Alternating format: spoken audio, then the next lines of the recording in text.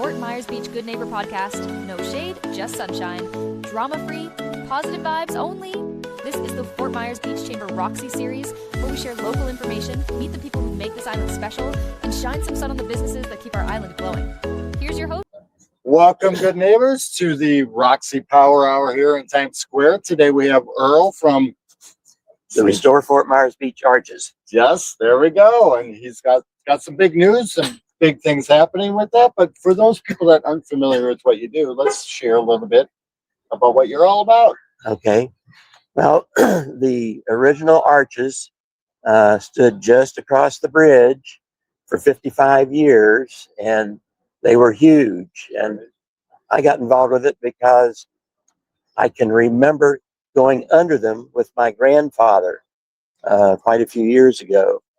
And when I came here full time, I found that there was a group that was trying to bring the arches back, right, and restore the heritage. And I became involved with it, and I'm representing the group. The president is Stephen Ray McDonald. Okay. He grew up here and climbed all over those arches, but he now lives in Arizona. Okay. So since I live here, You're sort of nominated. I'm nominated to represent and be the face of it for a while. And Ray's been involved with it for like over 10 years. Okay. And I've now been involved with it for about 5 years. And of course, Hurricane Ian kind of interrupted our efforts and progress, but we've worked at being resilient also, along with the rest of the community here, and are now working to bring it back.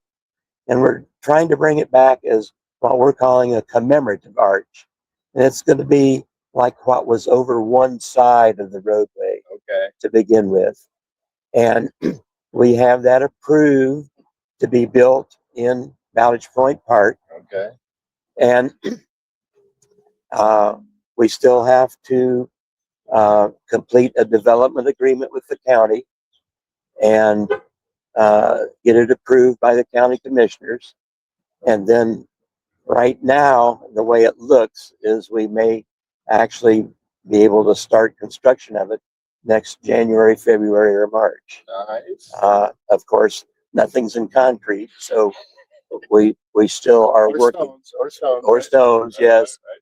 But we do, part of the story that always fascinated me was when this bridge was built, those arches were supposed to be taken down and rebuilt in the park here. But the contractor who got the job didn't get that word, and he came in with the wrecking ball and just knocked them down. And he actually felt so bad about it that he personally bought 60 tons of that material. Wow. And stored them on his ranch out in Buckingham.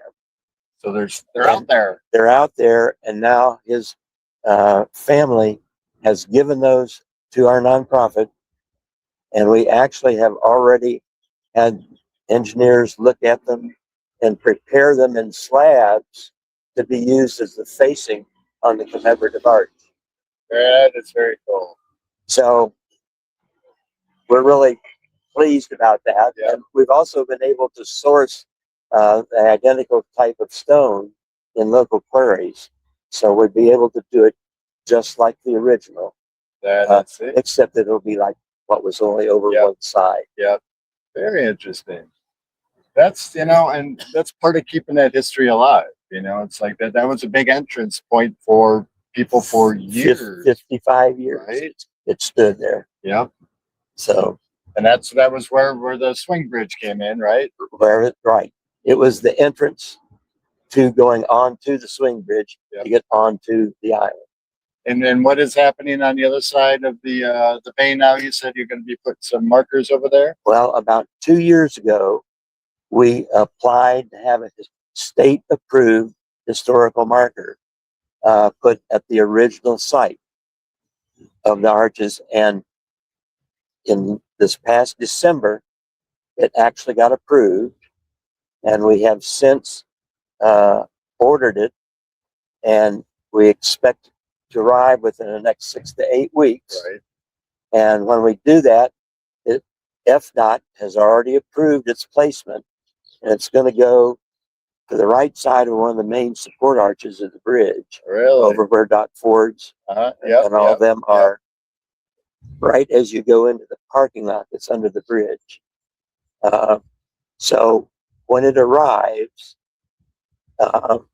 we have approval, and of course we'll have to get a contractor to put it in. But as soon as we can do that, the actual state historical marker on the site of the original arches, marking right where it was, will be another piece of history that will be available for everybody to see. And it's important that we're keeping that history alive and sharing it with the new people coming in. And, you know, we're losing some of that history. So to keep people educated and aware of where we came from and where we're going. Exactly. You know, because things are going to change, unfortunately, but, you know, right, in a good way. Yeah. So speaking about exciting things, though, you recently, you were doing funding to get everything approved, right? Right. And you came across completing that? Well, it turns out that I happened to be working on a project. Yep. And was working right alongside Mr. Alex King. Yeah. And he has been a great benefactor and helped us get to where we are. And we had a conversation. And of course, we're trying to help fund it all along by asking for brick donations, extra bricks to go in the walkway that's going to go to and under the arch.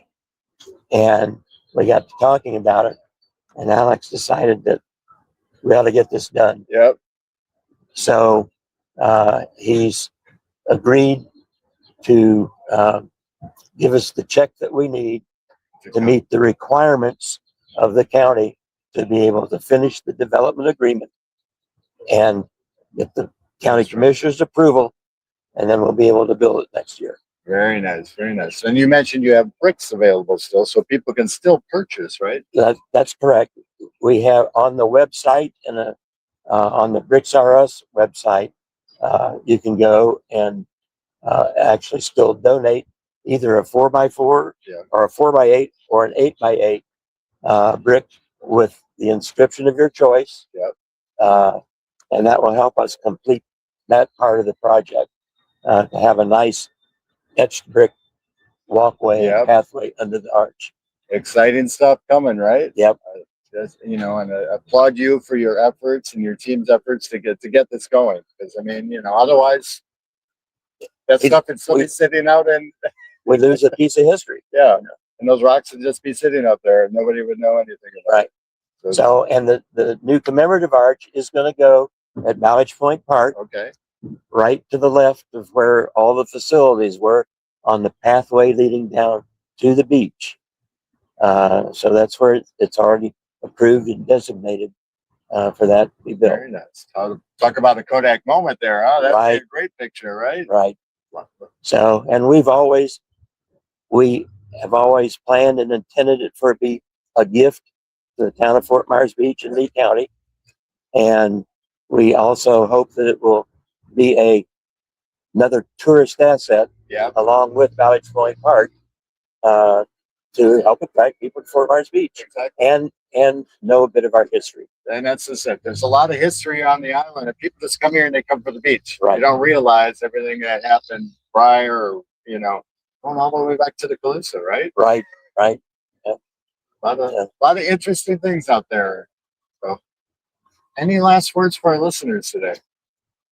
Just that we appreciate the support that we've gotten to this point, and we hope that people will continue to help us fill out the brick pathway by donating a brick. And how would they do that? By going to the Fort Myers Beach, Restore Fort Myers Beach Arches website, and there's a link on there to do that. They can also come down here to Roxie and get one of our brochures. Yeah, absolutely, right next to us here. Yep.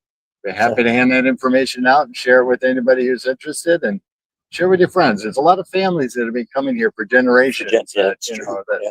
to commemorate your family. I can get that out this Right. morning. It would be a great thing to do as well. Right. So, well, very good, Earl. It's been a pleasure. Thank Hey. you for everything you're doing, and Thanks for having we'll us. see you under the arches very soon, right? Right. Take care. Actually, on the 11th of April, the Keep Lee County Beautiful and the National Cleanup Day is going to be at Bowditch Park Oh, really? on the Okay. beach this year from 8 to 10. All right. So we invite everybody out to help. Yeah, I Clean love, up I love Bowditch getting Park. involved there because there's a lot of, we need more garbage cans here, but we won't get into that. Right. But cleaning up is important, and it's great to be part of the community and do so. It So is. definitely. All right. Well, Right. thank you, Earl. Thanks again. Thanks for soaking up a little sunshine with Roxie and the Fort Myers Beach Chamber. If you loved today's local scoop, share this episode, leave a quick review, and follow for more island stories. And come join us every Friday at the Roxie in Times Square on beautiful Fort Myers Beach. Also, to nominate your favorite neighbors, local legends, heroes, or local businesses to be on the show, go to FMBGoodNeighbor.com. That's FMBGoodNeighbor.com. Or call 239-427-4100. Until next time, support local, be a good neighbor, and we'll see you at the beach.